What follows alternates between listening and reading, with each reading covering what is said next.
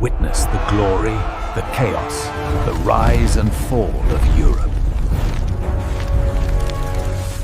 For 1,000 years, Rome was, for all intents and purposes, the center of the world. I mean, its legions, its laws, its language. They built an empire that stretched from the misty shores of Britain all the way to the deserts of Mesopotamia. It really seemed like a light that would shine forever. But it didn't. It began to flicker, and then it began to fade. This is the story of how that light went out and how Europe stepped into a new and much more uncertain age.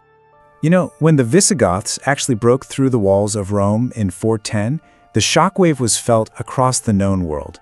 St. Jerome's words here, they just perfectly capture that feeling of complete disbelief. The world was turned upside down. But here's the thing, that one single event, as shocking as it was, wasn't the cause of the fall. It was really more of a symptom. The collapse of the Western Roman Empire wasn't a sudden heart attack. It was a long, slow illness. It was a gradual unraveling that would completely reshape the course of history. So, in this explainer, we're going to trace this huge transformation through 5 key stages. We'll start by looking at the cracks that were forming inside the empire itself. Then, we'll see how the external pressures finally broke it apart. We're also going to explore the human cost of all this, see the new world that rose from the rubble, and finally, we'll ask whether Dark Age is really the right way to think about it. Okay, so to really understand why Rome fell, we have to look past the dramatic invasions and the barbarian hordes at the gates. The story of the end doesn't actually start with enemies on the outside. It begins with the cracks that were forming deep within the empire's own foundations for centuries. The empire was basically suffering from a perfect storm of interconnected problems.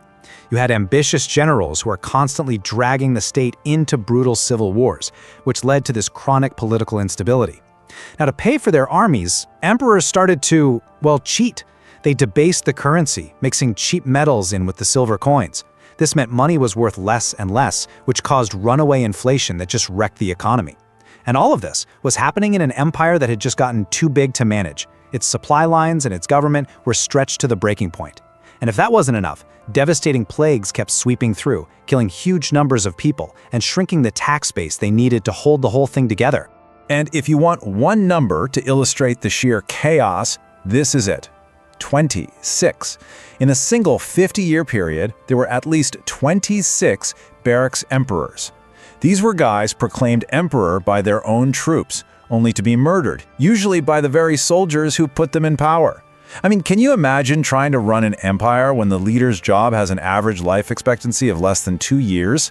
This wasn't just instability. It was a total death spiral of political paralysis. So when an empire gets that weak on the inside, it's really only a matter of time before it becomes vulnerable on the outside. As Rome's internal problems got worse and worse, the pressure on its massive borders just kept growing, making it a very tempting target for all the different peoples moving around beyond its frontiers. The 5th century, it just delivered one devastating blow after another. That sack of Rome in 410 was a massive psychological shock. No one had done that in 800 years. Then came Attila the Hun, the scourge of God, whose campaigns just left a trail of terror. A few decades later, the Vandals sack Rome again, even more brutally this time. Each one of these events was like another nail in the coffin, until we get to 476. That's when the Germanic chieftain Odoacer simply deposed the last emperor, a young boy ironically named Romulus Augustulus. There wasn't some epic final battle. The empire in the West, it just stopped. But what did this all actually mean for the millions of regular people living their lives? I mean, the end of emperors and legions is one thing, but the end of an entire way of life? That's something else entirely. So now, let's look at the real human cost of this collapse. And this table here, it just illustrates the change so perfectly. The complex systems that really defined Roman civilization, they just vanished. The amazing paved roads fell apart, which isolated communities. The massive trade network that brought grain from Egypt and wine from Gaul, it collapsed. It was replaced by local subsistence farming. A single legal code for everyone gave way to this messy patchwork of local tribal laws. Literacy, which had been pretty common, became something only a tiny handful of priests and monks could do. And the big, bustling cities, they emptied out, their people scattering to build small, fortified villages among the ruins of a forgotten world. History, as they say, abhors a vacuum, and into the massive void left by the Roman state, a new social and political order began to rise up. It wasn't built on centralized government, but on completely different ideas about power and loyalty. And that new system, rising from the rubble, was feudalism. With no central army to protect you, security became a local thing. Power wasn't held by some distant government anymore. It was personal. It was all built on sacred oaths sworn between a lord and his vassals. The lord would grant a piece of land, a fief, and in return, the vassal promised to fight for him. This whole complex web of personal loyalties became the new glue holding society together. And it was a world away from the Roman idea of a citizen and the state. So, on the ruins of the old Roman provinces, new kingdoms were being forged by different Germanic peoples. The Franks set up a kingdom in Gaul that would eventually become France. You had the Visigoths in Spain, the Anglo-Saxons in Britain, and others, all of them beginning to shape the political map of modern Europe. And the one institution weaving through it all, the one that survived the collapse, the Catholic Church.